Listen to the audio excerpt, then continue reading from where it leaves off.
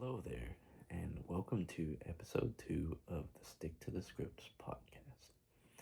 On today's episode, we're going to be discussing the new Masters of the Universe movie that came out in theaters recently. Going into this movie, I had no prior knowledge of the Masters of the Universe franchise or what any of the story entailed. The characters were nothing. I went in completely blind. All I knew was that my dad watched it when he was younger, so I didn't know what to expect.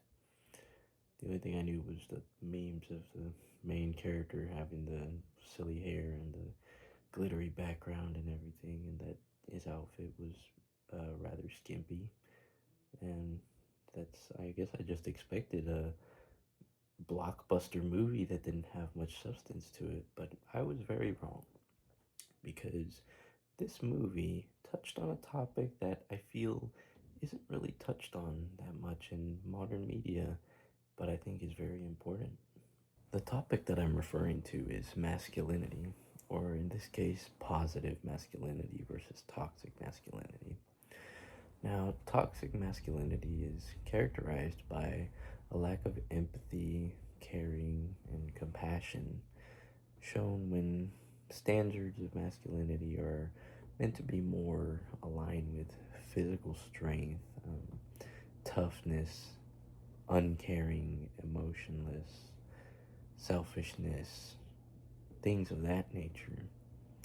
But this movie took a very different approach to its theories of masculinity. Now, when you hear the name He-Man, you probably imagine something that looks like the main character in the movie, Prince Adam. Throughout the promotional images and everything, he's shown to be a warrior, a barbarian-esque warrior with hulking muscles and impressive stature, and powers beyond comprehension. Right, his strength has been shown in the trailers to rival that of anyone in the universe.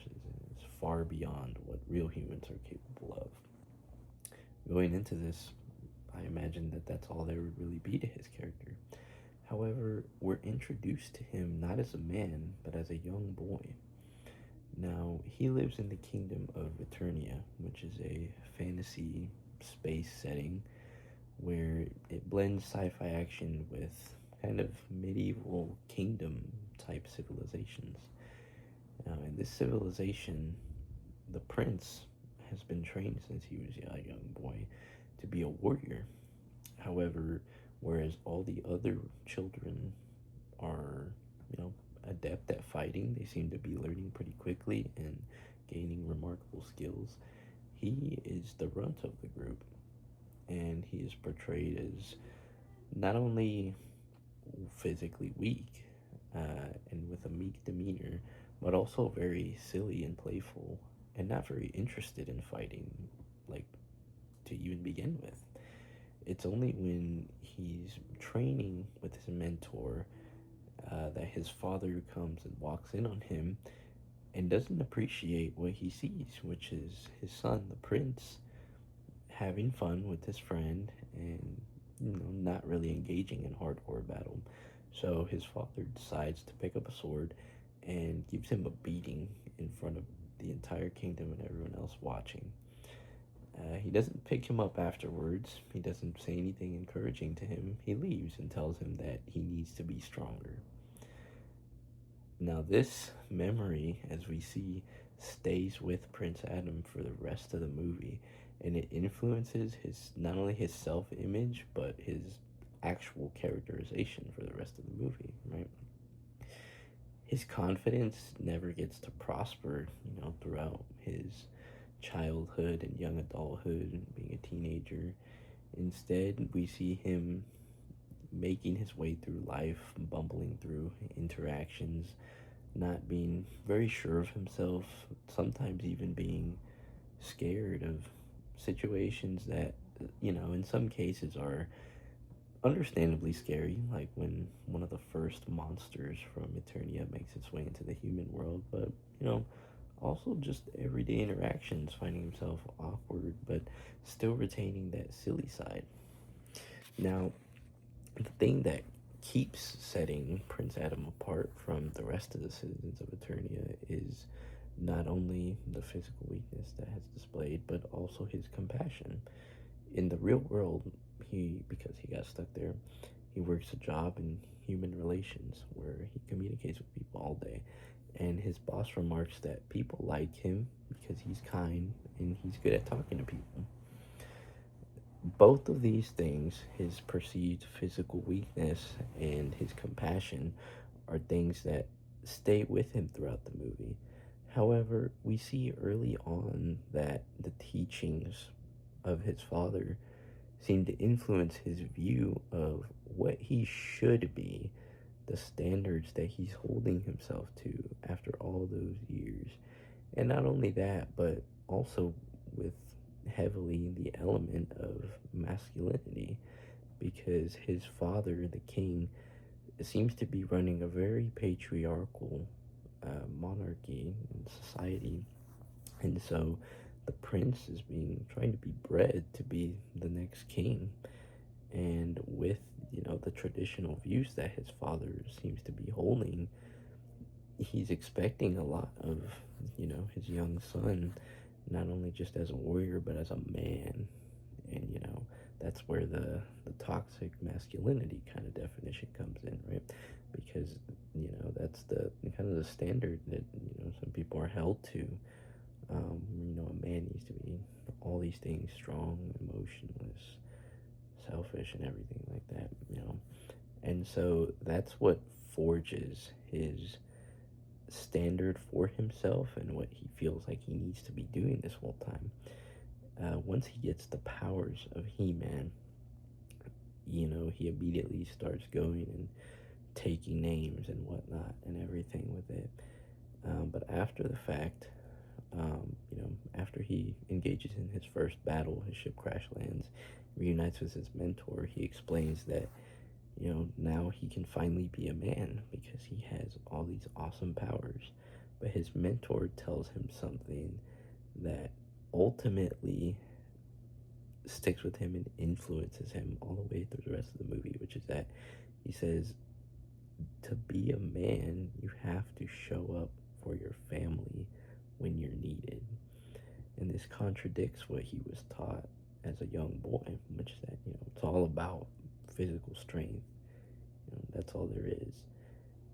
As we go through the movie, we learn that the reason why Prince Adam is the one who received this power in the first place, which was given to him by a wizard, is because he is not what Eternia traditionally considers to be a strong man, but rather his compassion and kind heart stood out to the wizard even when he was just a young boy, and she knew that he would be a good wielder of that power because of that.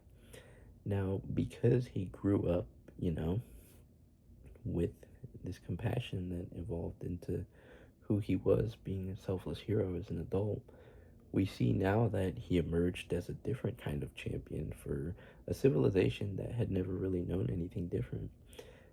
Throughout the course of the movie, when he assembles all the other warriors, he does so by encouraging them, playing to their strengths, and empathizing with them. And it's something that the civilization has never really seen before. And I think it's a really beautiful message on how masculinity, sometimes there are the toxic interpretations of it that, roles that people are assigned, but, it's about choosing something better, positive masculinity, something that's healthy, something that helps people and isn't just about showing of strength and dominance and everything like that. One of my absolute favorite moments in the movie was a montage of him growing up in the real world after he got trapped and being made fun of his whole life, emotionally, physically abused, assaulted, and everything. Shows him growing up into adulthood and keeping all his drawings from when he was a child, set to a piano cinematic, slowed down version of the song Boys Don't Cry. And it just, music hit beautifully, and just, tying all back up to that theme of positive versus toxic masculinity, the boys don't cry theme. Because that's another thing. Ever since he was a child, he was very emotional, which is something that is frowned upon on people who believe in the toxic masculinity mindset. But throughout this whole movie, he showed that there's a better way, and that masculinity, it can be positive and it can be a force for good. And you know, I loved this movie. I really think that it blew away all my expectations for what I thought it might be and what it could be. And I walked away feeling empowered and feeling hopeful for the future, because these are lessons that I think are important for everyone, but especially for young boys growing up. And I think that this is a really good signal for filmmaking in general, where we can have action packed blockbusters that also tell a compelling and emotional story. Overall, really loves the movie. I think the themes were very important. I think they were executed very well. Thank you for joining me today while I got to rant about a movie that was an unexpected sleeper hit for me of the year. That'll be all for today's episode. Don't forget to like and subscribe to the podcast for more movie discussions in the future. Thank you.